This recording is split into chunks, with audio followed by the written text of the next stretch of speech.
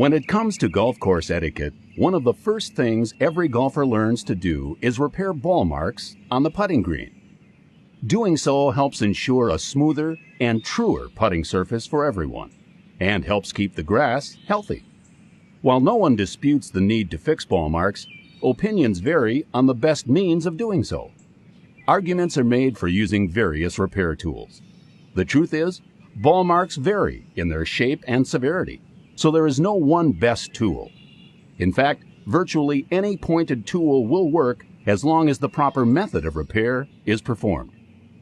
The ultimate goal is to restore a smooth surface and allow the turf to heal quickly.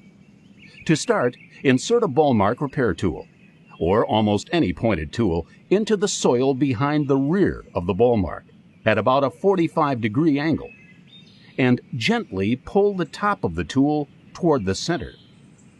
Continue working around the ball mark, gently pulling the surrounding turf in toward the center until the indentation is filled in. This should be done 3 or 4 times.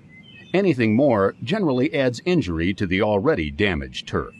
Use your putter or your foot to gently tamp down the repaired area to make it smooth and level with the rest of the green.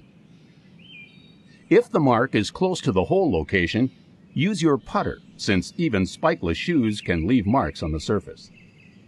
Avoid prying actions that tear live roots and bring soil to the putting surface. This causes significant damage and greatly slows recovery. Some marks are so severe that the grass is literally torn from the green. In this case, small holes can be covered by carefully stretching the surrounding turf into the void.